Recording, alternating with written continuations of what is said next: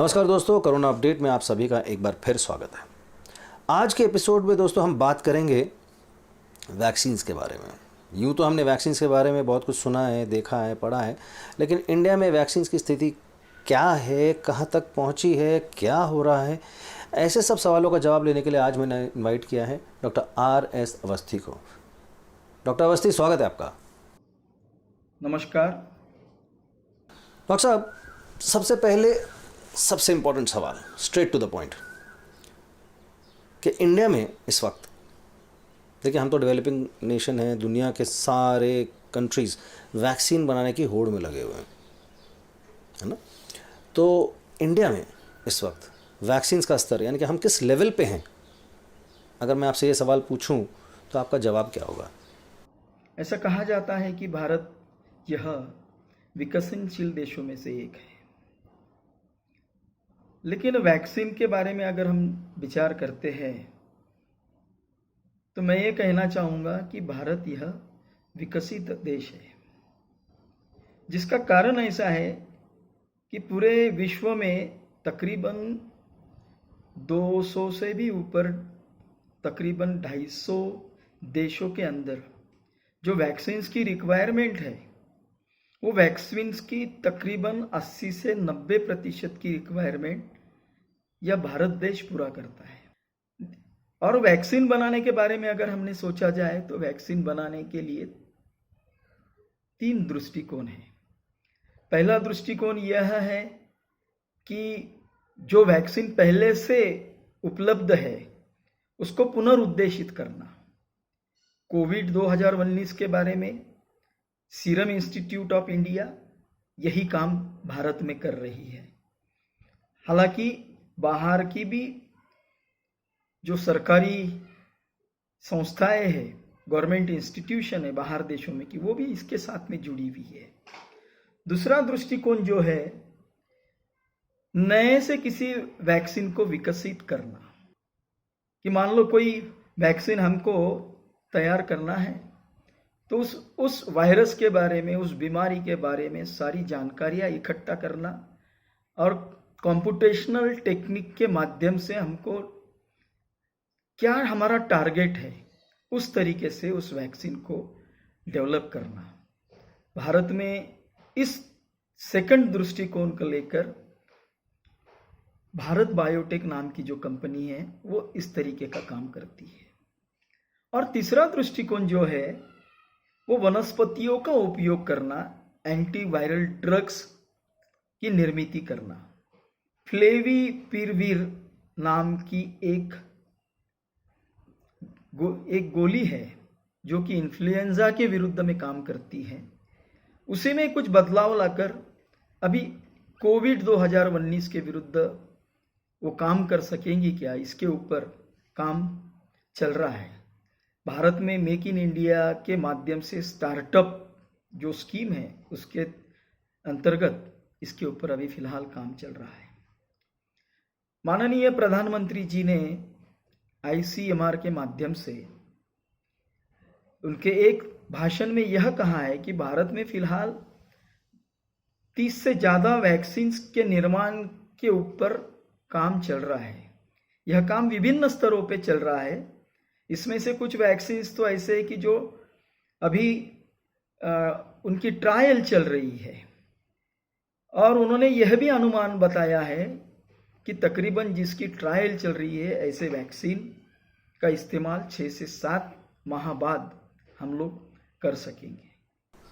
So doctor साहब, एक सवाल मैं पूछना चाहता हूँ। जैसे ही जब ये कोविड-19 का खतरा आया था तो जब इसकी लैब टेस्टिंग होती थी, जो स्वैब टेस्ट होता था, वो सब सरकारी हॉस्पिटल्स में ही होता था, सरकारी सेंटर्स में होता था, इलाज भी सरकारी सेंटर्स में होता था। अब तो खैर वो प्राइवेटाइज भी हो गया थोड़ा बहुत, एंड ज़्यादा नहीं, अभी भी सरकारी कंट्रोल में है। तो मेरा सवाल वैक्सीन को लेकर भी यही था कि क्या जो वैक्सीन्स बन रही हैं ये भी सरकारी हैं या प्राइवेट फर्म्स भी इस पे काम कर रही हैं? मैंने पहले भी कहा है कि वैक्सीन का निर्माण करना यह बड़ी जटिल प्रक्रिया है।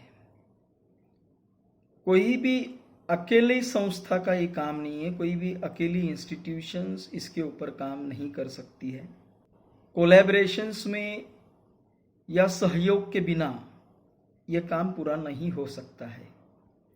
इसीलिए भारत में तथा पूरे विश्व में सारी गवर्नमेंट इंस्टीट्यूशंस, सारे इंटरनेशनल इंस्टीट्यूशंस, सारी बड़ी मल्टीनेशनल कंपनियां इस डिसीज़ के, कोरोना वायरस डिसीज़ के, कोविड 2019 डिसीज़ के वैक्सीन ढूंढने के लिए जुटी हुई है। भारत का अगर विचार किया जाए तो भारत में Bharat Biotech, National Serum Institute of India, Indian Immunologicals, Premas Biotech, Hester, Zydus Cadila, ये सारी कंपनियां इन गवर्नमेंट इंस्टीट्यूशन से और रिसर्च इंस्टीट्यूशन से कोलैबोरेशंस बनाए हुए हैं। ओके, सो डॉक्टर साहब, मैं ये पूछना चाहता हूँ कि वैक्सीन्स जब बन रही हैं, इसकी स्टडी में, इसके रिसर्च में, इसके मैन्युफैक्चर में, क्या हम विदेशी कंपनियों का या विदेश की हेल्प ले रहे हैं? और अगर हाँ, तो किस तरह की हेल्प ले रहे हैं? किस तरह से हम उनके साथ कोलैबोरेट कर रहे हैं? बिल्कुल विदेशों से मदद ली जा रही है, लेकिन एक बात बहुत स्वाभाविक है और जिसे मान्यता भी है, भारत को वैक्सीन निर्माण का पावर हाउस कहा जाता है। South and east Asiatic region जो है, इसके जो प्रमुख है WHO के, उन्होंने तो कई बार इंडिया को वैक्सीन का पावर हाउस करके संबोधित किया है, जिसके पीछे का कारण इस तरीके का है कि भारत में जो भी कंपनियां वैक्सीन का निर्माण करती है, वह इस वैक्सीन का निर्माण बल्क में करती है, बड़े पैमाने पर करती है। वैक्सीन ढूंढने के संसाधन के मामले में बहुत सारी विदेशी रिसर्च इंस्टीट्यूशंस इसके अंदर इन्वॉल्व है। अब कहा जाए तो ऑक्सफोर्ड यूनिवर्सिटी ऑफ यूके ने कोविड 2019 के विरुद्ध वैक्सीन्स को ढूंढ लिया है। मैंने जैसा पहले कहा था कि वैक्सीन बनाने के बारे में 3 दृष्टिकोण होते हैं, उसी में का एक दृष्टिकोण इस ऑक्सफोर्ड यूनिवर्सिटी ने उसके ऊपर अपना काम किया और उनको इस तरीके के रिजल्ट्स पाए गए हैं कि जो वैक्सीन्स उन्होंने बनाया है वो अच्छे तरीके से इस कोविड 2019 के विरुद्ध काम कर रहा है। और उन्होंने उसकी कुछ प्राथमिक ट्रायल्स भी ली है, कुछ वॉलंटियर्स के, कुछ एनिमल्स के ऊपर उसकी ट्रायल हो चुकी है, कुछ वॉलंटियर्स के ऊपर उसकी ट्रायल हो चुकी है।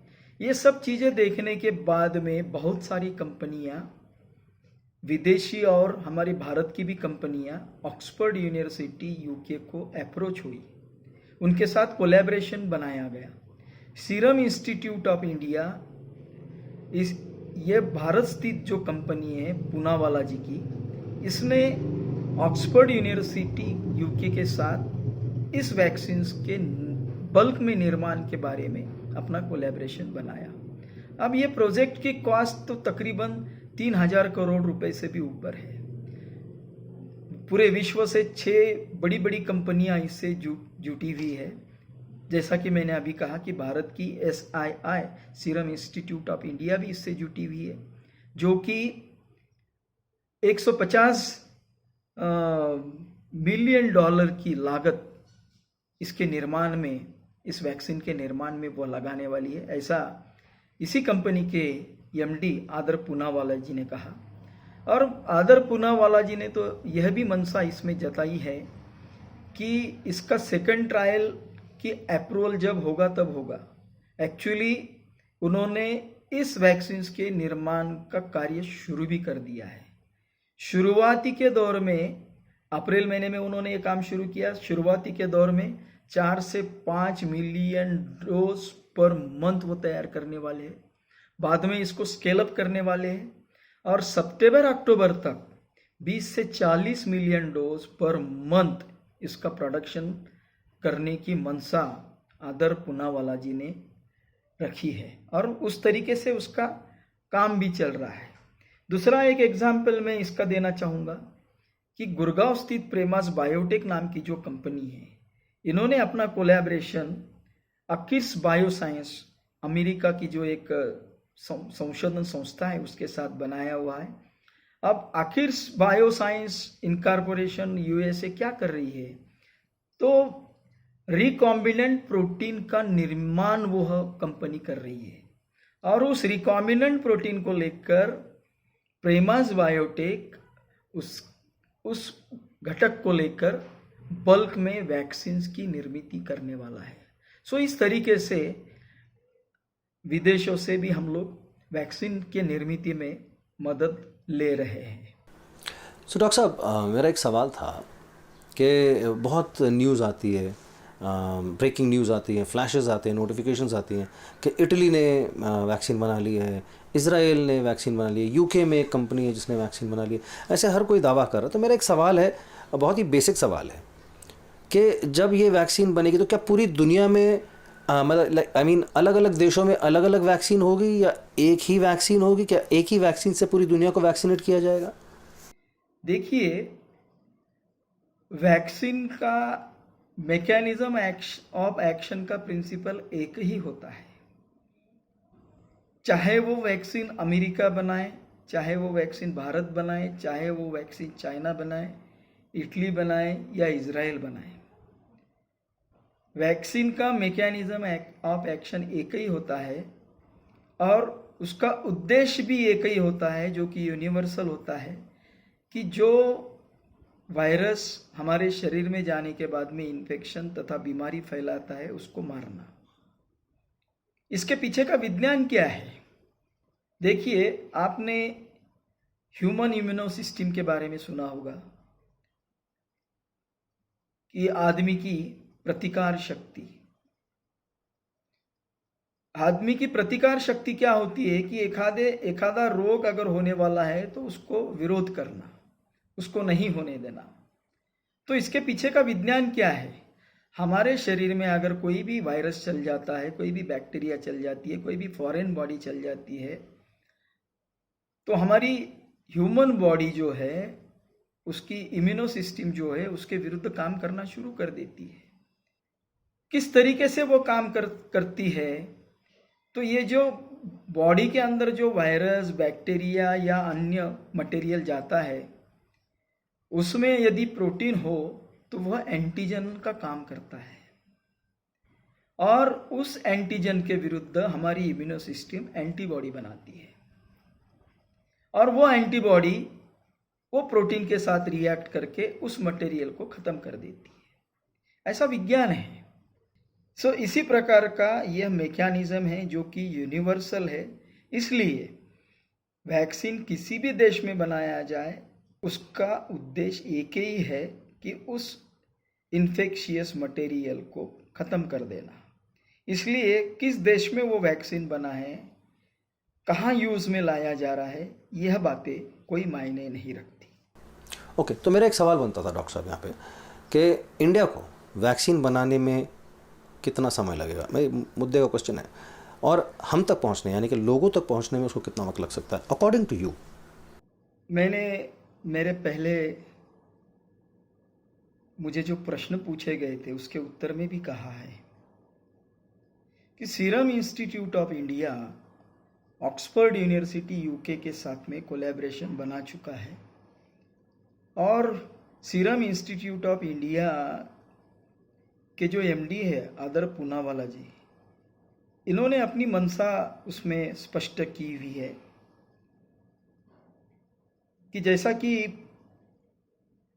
ऑक्सफोर्ड यूनिवर्सिटी ऑफ यूके ने इस वैक्सीन की निर्मित की हुई है, इसका पहला ट्रायल सक्सेसफुल हो चुका है। अभी ये सेकंड ट्रायल के स्टेज में है। सेकंड ट्रायल को यूके यूनाइटेड किंगडम की ओर से अप्रूवल मिलेगा। वो मिलने के पहले ही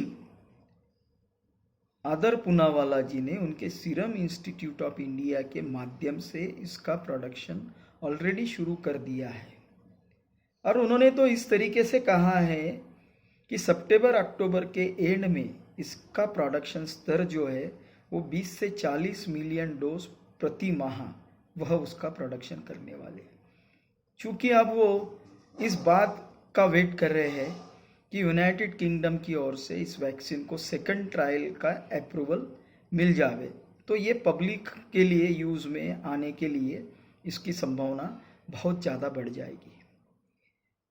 भारत बायोटेक नाम की जो हमारे इंडिया स्थित कंपनी है, इसका सहयोग कोलैबोरेशन NCCS, ICMR और NIV के साथ बना हुआ है। NIV ने कोरोना वायरस की कुछ स्ट्रेन्स इस तरीके से आइसोलेट की है कि जिसका विरुलेंस फैक्टर बहुत कम है या नहीं के बराबर है, लेकिन इनकी एंटीजेनिक प्रॉपर्टी बहुत ज़्यादा है। यह वायरस को लेकर भारत बायोटेक इसका प्रोडक्शन बल्क में करना चाहती है।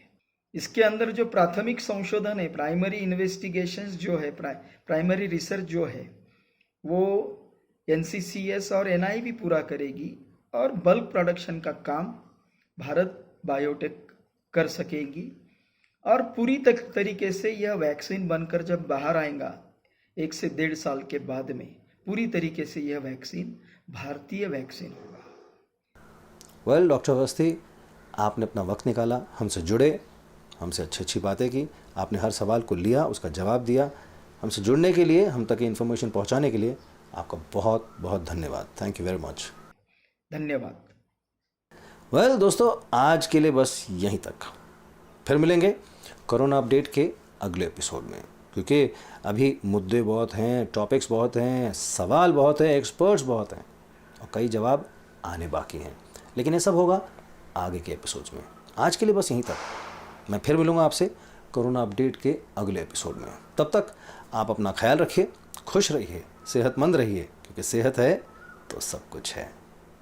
अब देखिए care world TV live streaming care world TV live app पर iOS और एंड्रॉइड पे उपलब्ध, www.careworldtv.com पे भी उपलब्ध है। कृपया सब्सक्राइब करें हमारा care world TV YouTube channel.